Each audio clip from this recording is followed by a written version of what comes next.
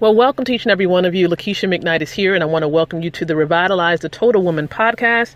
I am your senior host and your coach, and so welcome. Revitalize the Total Woman podcast is a media outlet for a nonprofit that's based in Chesapeake, Virginia, entitled Women of Elevation Career Services International. The mission of the nonprofit, as well as the podcast, is to empower women like yourselves with the tools to be able to create, relate, and elevate. We're normally here Tuesdays and Wednesdays at 8 o'clock p.m. Eastern Standard Time live, but you're welcome to stop by and definitely listen to some of our episodes that are on demand. We encourage you to visit our website to learn more about the organization, and the website address is www.womenofelevation.com. So what we've been focusing in on for the months of May until this point is building relationships.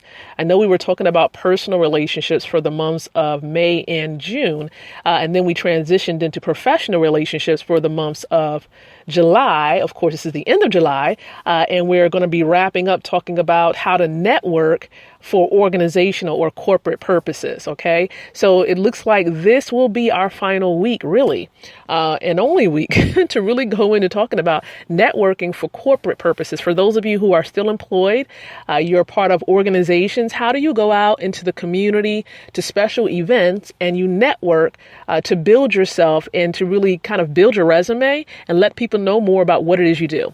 So for those of you, for the purposes of an organizational purpose or reasoning, let's say, for example, you're going to a job fair and you're really trying to gain employment with a specific organization or a similar organization. Say, for example, you want to apply for a position within university and a university is having a career fair.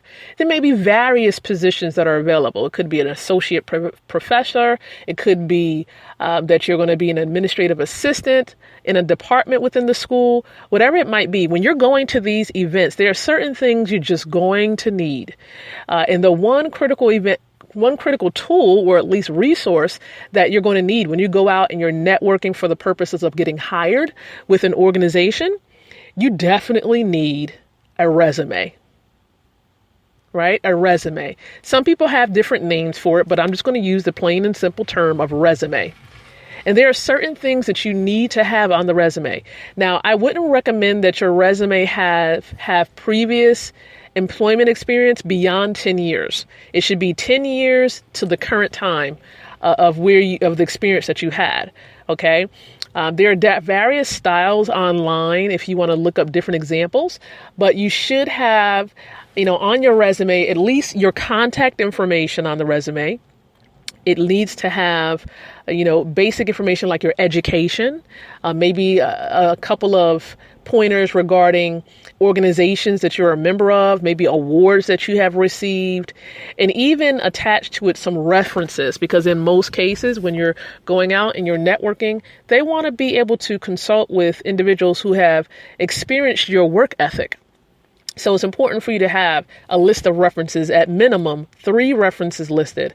And those references, most times they prefer professional references and not necessarily personal.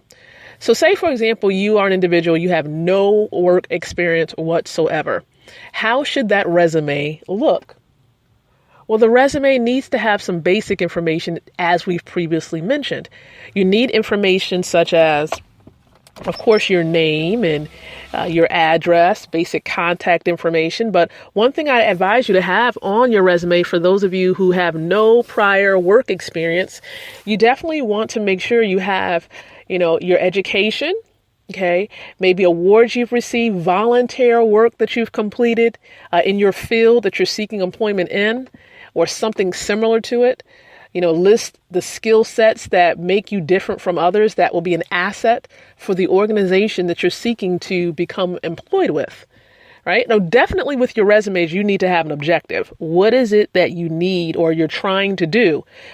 How are you selling yourself? Because that's what you're doing with a resume. You're pretty much selling yourself, your prior experience, what you have right now, to a potential organization. So that's like the main two I'm going to tell you when you're going out and you're networking for corporate reasons.